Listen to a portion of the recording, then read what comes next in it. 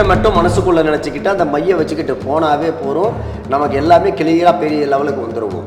அந்த ஜின்னை மட்டும் நினச்சிக்கிட்டு மையை வச்சுக்கிட்டு போனாவே கண்டிப்பாக நம்ம பெரிய சக்ஸஸில் கொடுத்துரும். இதில் எந்த ஒரு இதுவும் தேவையில்லை, எந்த ஒரு மந்திரமும் நம்ம சொல்ல தேவையில்லை. ஏன்னா அந்த மந்திரங்கள் படிக்கலாம் உடனே எடுத்தோடனே எல்லாருமே படிச்சிட முடியாது.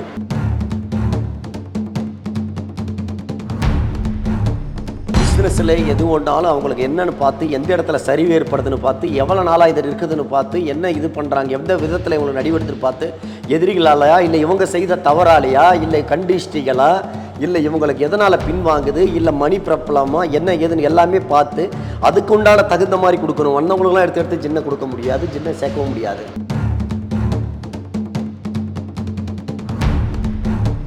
அந்த வேலையில் ப்ரொமோஷன் இல்லைம்மா, அந்த வேலையில் ஓனராகவே ஆக்கலாம். அதுக்கு உண்டான ப்ரொமோஷனுக்கு ஒரு ஓனராகவே ஆக்கிடலாம். ஏன்னா இந்த மையோட பவர் அப்படி. சரியா? ஒரு வேலை கூலிக்காரனை கூட முதலாளி ஆக்கிட இந்த மை வந்து.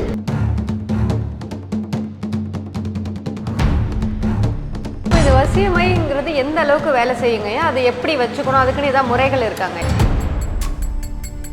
ஓஎஸ் பக்தி நேயர்கள் அனைவருக்கும் வணக்கம். நான் உங்கள் வேதமித்ரா. இன்னைக்கு எப்பவும் போல் ஒரு சூப்பரான ஒரு ப்ராப்ளம் தான் சந்திக்க போகிறோம். அவங்க யார் அப்படின்னு பார்த்தீங்கன்னா ஜின் பார்த்திபன் ஐயா அவர்கள் தான். அவங்கக்கிட்ட முக்கியமாக நம்ம எல்லாருக்கும் தேவையான ஒரு விஷயத்தை தான் கேட்க போகிறேன். வாங்க என்னன்னு கேட்டு தெரிஞ்சுக்கலாம். வணக்கம் ஐயா. வணக்கம். எப்படி ஐயா இருக்கீங்க? மீண்டும் இந்த நிகழ்ச்சியில் உங்களை சந்திக்கிறது எனக்கு ரொம்பவே சந்தோஷங்க ஐயா.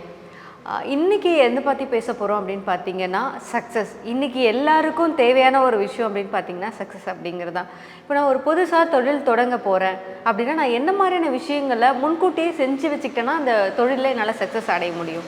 அது என்ன மாதிரிங்க ஐயா? முன்கூட்டியெல்லாம் எதுவுமே தேவையில்லைம்மா. தொழில் செய்யதாவே அதுவே ஒரு நல்ல காரியம்தான்.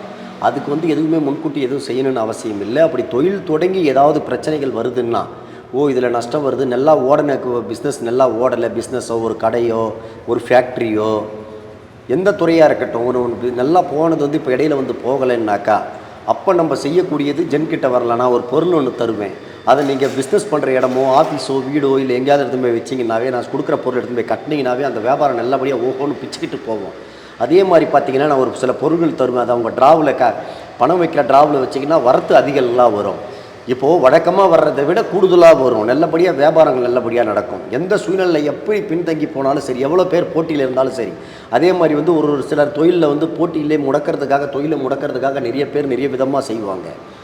அவங்க எது என்ன யார் எது செய்திருந்தாலும் அது கிட்ட கூட வராது. அதை அப்படியே ஆஃப் பண்ணிடலாம். எந்த சூழ்நிலையிலையும் எந்த இதுலேயும் நம்மக்கிட்ட எந்த ஒரு தொழில், நமக்கோ பிஸ்னஸுக்கோ வீட்டுக்கோ குடும்பத்துக்கோ உயிருக்கோ யாருக்கும் எந்த ஆபத்தும் வரக்கூடாது. அந்த தொழிலில் மட்டுமே நம்ம கவனத்தை செலுத்தி கண்டிப்பாக தொழிலில் மட்டுமே முன்னுக்கு போகிற மாதிரி நம்ம பண்ணலாம். சரிங்களா? அதை விட பார்த்திங்கன்னா இன்றைக்கி காலகட்டத்துக்கு எதையுமே யோசனை இல்லாமல் செய்யவே கூடாது. எதையுமே கேர்லெஸ்ஸாக எடுத்துக்கவே கூடாது. பொச்சிருப்பு போகாமல் அதிகம். அப்படி இல்லை உலகத்தில் தொழிலில் நம்ம நடக்குதுன்னா தொழில் லாஸு நேரம் கெட்டு போச்சுன்னு நினைக்கிறது ரொம்ப முட்டாள்தனம். அது அப்படி ரொம்பவும் இதாக இருக்கும். ஏன்னா என்ன இதுக்குள்ளே என்ன பிரச்சனை என்ன ப்ராப்ளம். இதே மாதிரி தான் இப்போ பெங்களூர்லேருந்து ஒருத்தவங்க வந்தாங்க.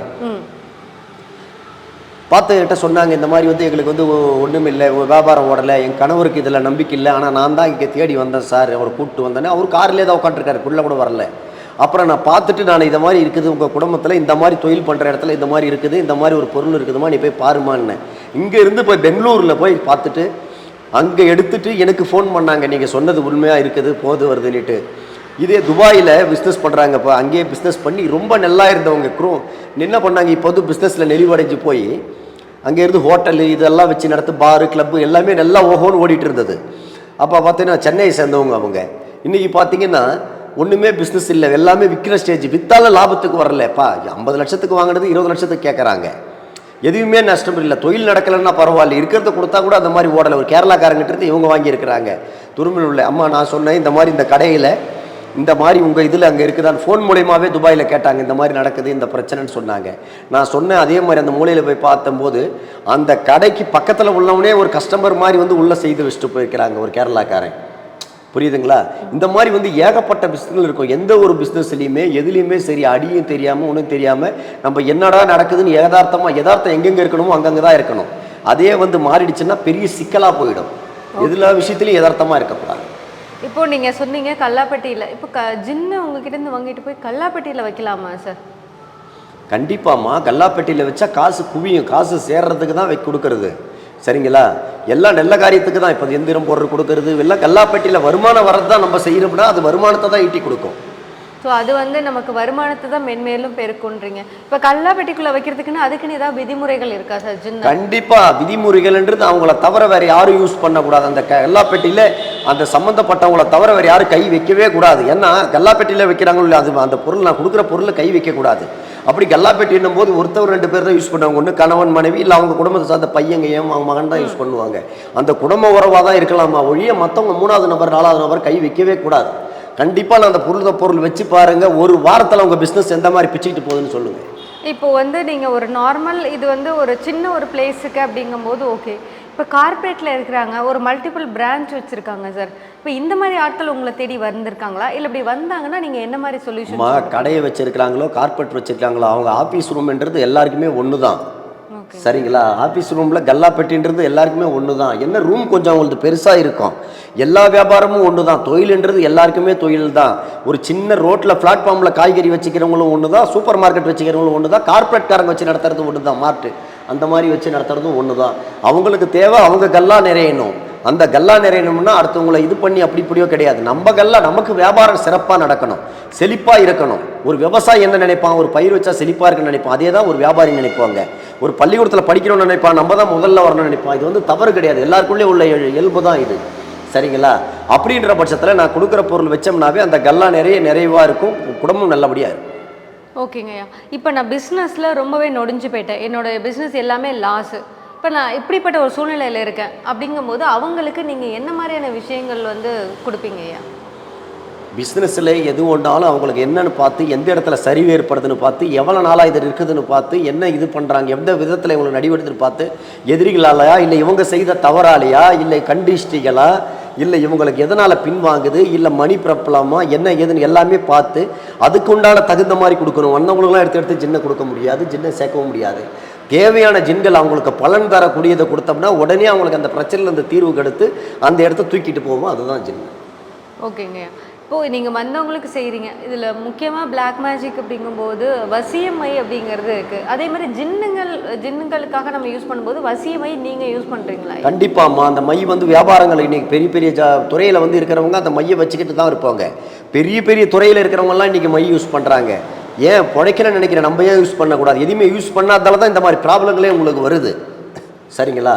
எல்லாத்துக்குமே தேவை ஒன்று வந்து வருமுன் காப்போம்ன்றது ஃபஸ்ட் எய்டு. ஃபஸ்ட்டு வந்து முதல் உதவி மாதிரி தான் இதெல்லாம் வந்து நமக்கு வந்து முன்கூட்டியே வச்சுக்கினா நல்லது. இப்போ இந்த வசியமைங்கிறது எந்த அளவுக்கு வேலை செய்யுங்க, அதை எப்படி வச்சுக்கணும், அதுக்குன்னு ஏதாவது முறைகள் இருக்காங்க? ஒன்றும் முறையும் இல்லைம்மா. நீங்கள் குளிச்சுக்கிட்டு எப்படி விபூதி சந்தனம் வைக்கிறீங்க, நீங்கள் எப்படி குளிச்சுக்கிட்டு ஃபாலோ பண்ணுறீங்க அதே மாதிரி தான். இதை வச்சுக்கிறதே தெரியாது, முதல்ல வச்சா கூட தெரியாது.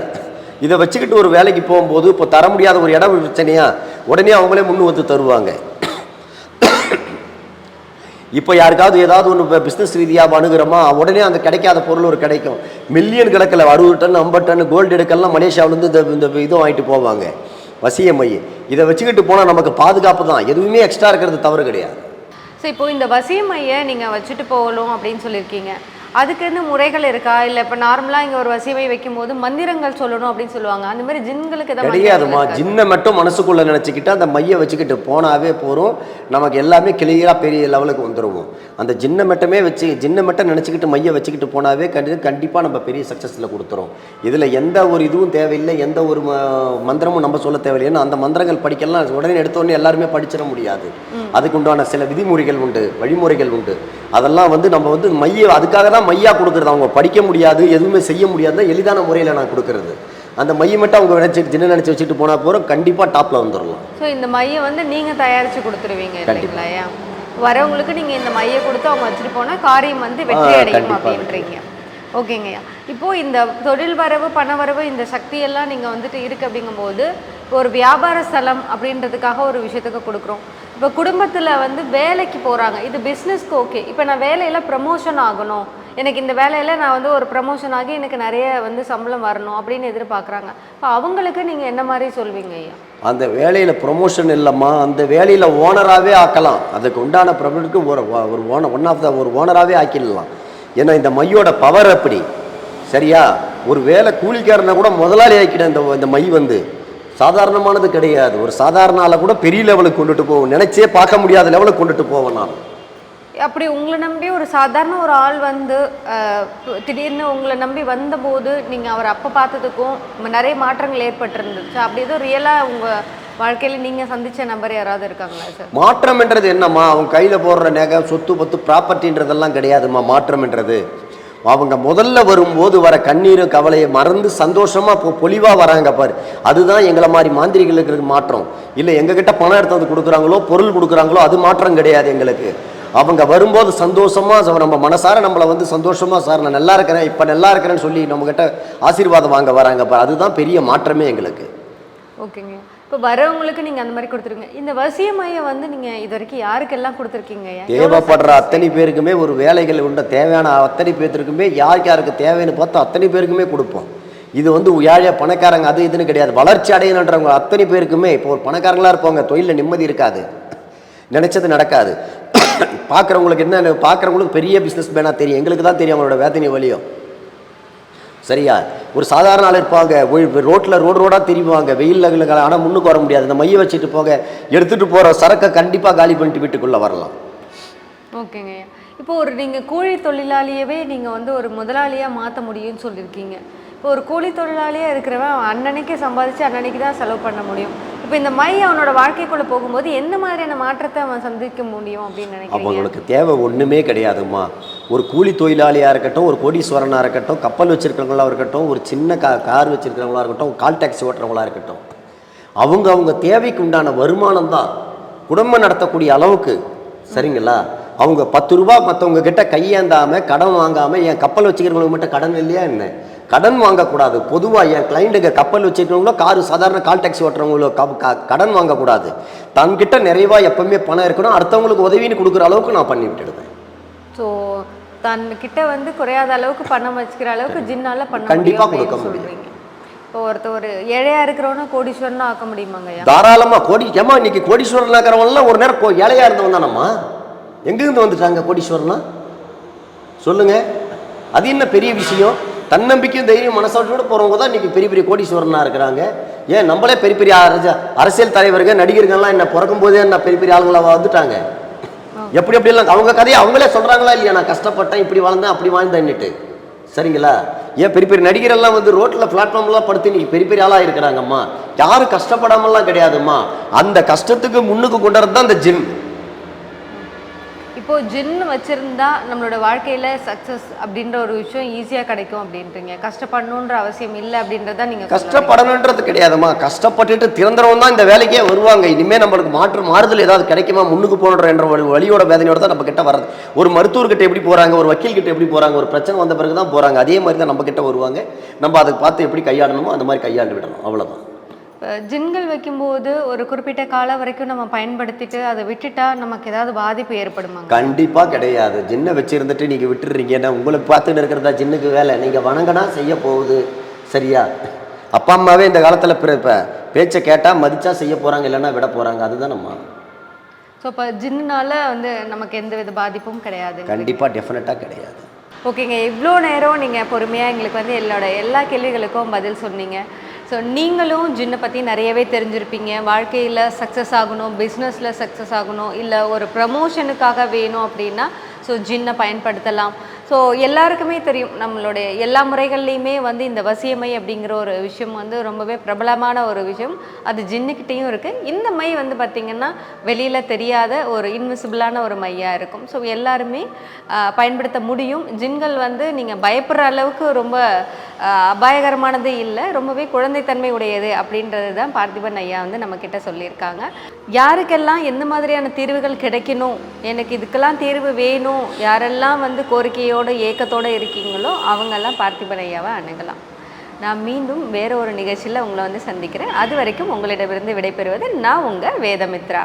இந்த நிகழ்ச்சியை பற்றிய உங்கள் கருத்துக்களை கீழிருக்கும் தொலைபேசி எண் மற்றும் மின்னஞ்சலில் தெரிவிக்கலாம்.